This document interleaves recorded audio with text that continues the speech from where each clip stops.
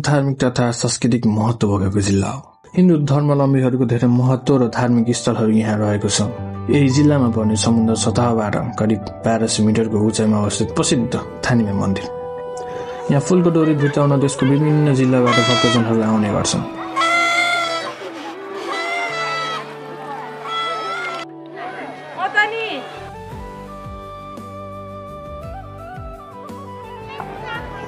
कार्तिक महिनाबाट यस मन्दिरमा पञ्चबाजा सहित फूलको डोरी लैजाने क्रम सुरु हुन्छ। साउन महिना एकादशी र औँसीका दिनमा यहाँ पूजा अर्चना हुँदैन।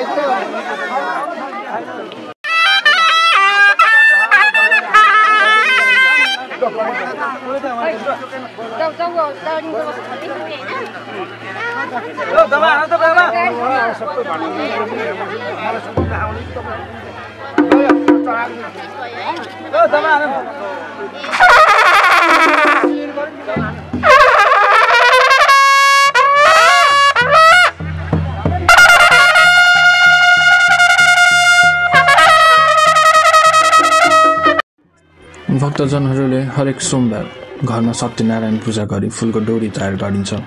मंगलबार उक्त फूलको डोरी र पञ्चबाजा सहित थानीमा मन्दिरको 3 पटक नाचगान गर्दै परिक्रमा गर्दछन्।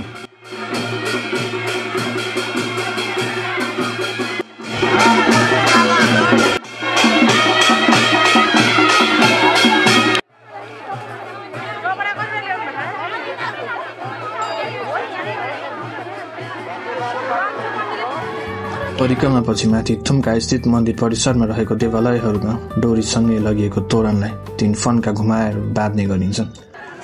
त्यसपछि मन्दिरभित्र प्रवेश गरी आफ्नो मनोकामना तथा भाक्कल पूरा होस् वा भएको भन्दै पूजा अर्चना गरिन्छ।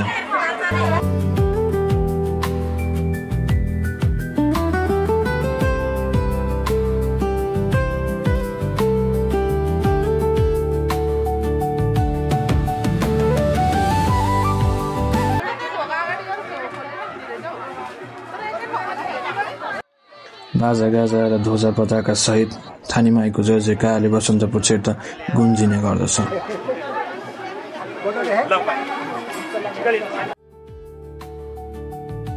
मन्दिरमा 3 जना मगर जातका पुजारीहरू छन्। मन्दिरमा बलि चढाउन पाइँदैन, त्यसैले गर्दा पनि अन्य मन्दिरको तुलनामा यो मन्दिर सफा देखिन्छ।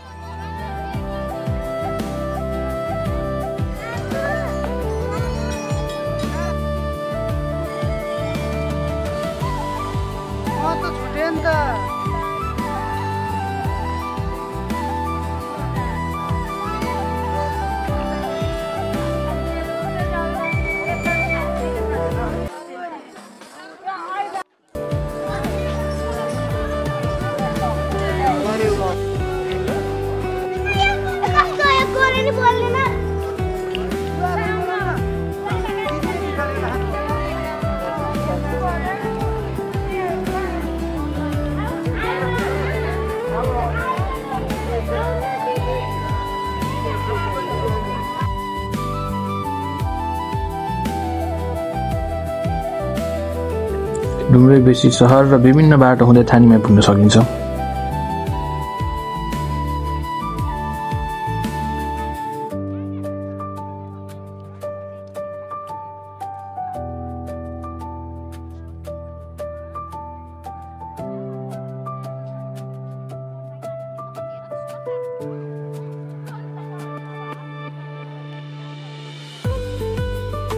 हजारौं भक्तजनको भिड लाग्ने थानीमा मन्दिर भने जातीय विभेदबाट मुक्त छ।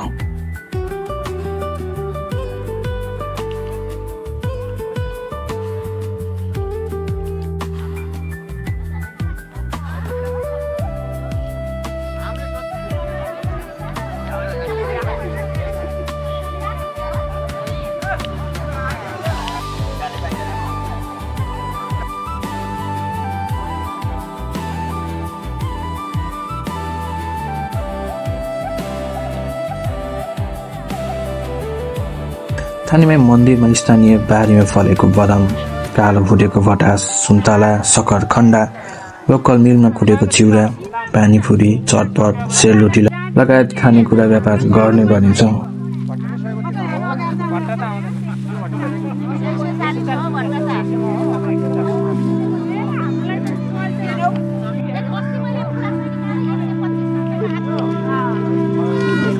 जनश्रुति अनुसार झन्डै 400 वर्ष अघि लेकबाट एक भोटिनी र उनकी छोरी जडीबुटी बेच्दै बसन्तपुर गाउँमा आए। साँझपख गाउँमा बास माग्दा गाउँलेहरूले दिएनन्। केही टुना मुना लाउन सक्ने डरले गाउँलेहरूले बास दिन इन्कार गरेका थिए। कोही पनि बास नपाएपछि उनीहरू डाँडामा रहेको एउटा कटुस, स्थानीय भाषामा सिमताराको बोटमा आश्रय लिन पुगे। चैत महिनाको समय थियो त्यति बेला। त्यही कटुसको बोट मुनि बास बस्ने क्रममा राति अन्धाधुन्ध असिना पानी सहित ठूलो हावाहुरी चल्यो। आमा छोरीको त्यही मृत्यु भयो। त्यही दिनदेखि त्यस गाउँमा भाड फैलो मचिन थाल्यो। भूतले तर्साउने विभिन्न दैविक प्रकोप, प्राकृतिक प्रकोपले सताउन थाल्यो। बाघले सताउने र रातभरि सुत्न नदिने अवस्था आयो।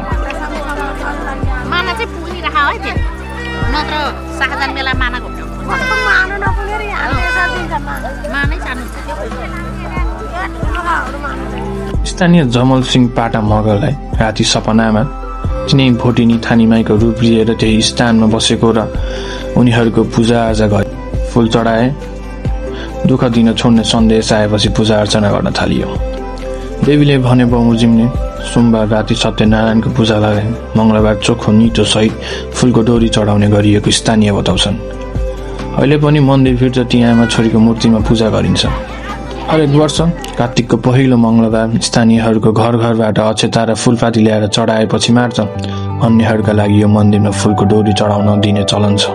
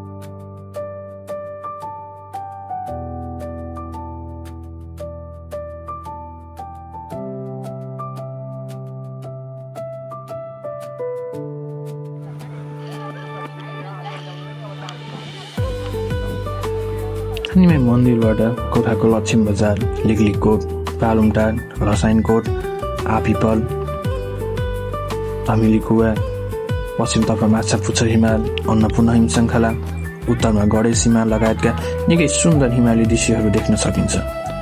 उच्च भाग भएको हुँदा यहाँबाट फ्याउदी खोला, आदिकवि भानुभक्तको जन्मस्थान भएर बग्ने नागबेरी बगेको चुदी खोला, तनहुँको अग्लो चुचु र छिम्केश्वरी, दोस्रो अक्रोचुचुर एवं पर्यटकीय क्षेत्र मिलिङकोट तनहुसु दरबार र लमजुङको रसायन कोट लगायत गगनचुम्बी पहाडहरू मजाले हेर्न सकिन्छ।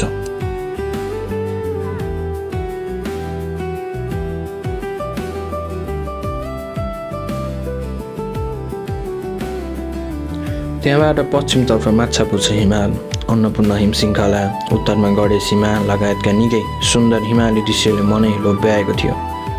200 mm को लेन्सबाट फोटो खिच्दा हिमालकै नजिक पुगे जस्तो आभास भइरहेको थियो।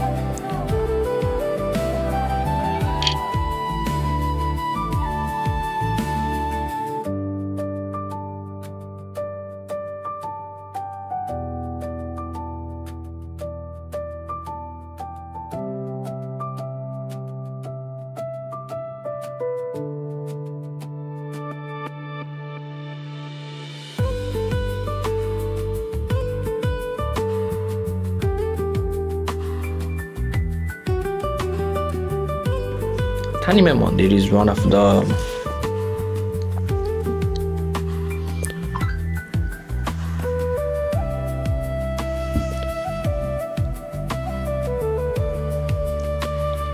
थानीमै मन्दिरको यात्रा एकदम रमाइलो, सुन्दर र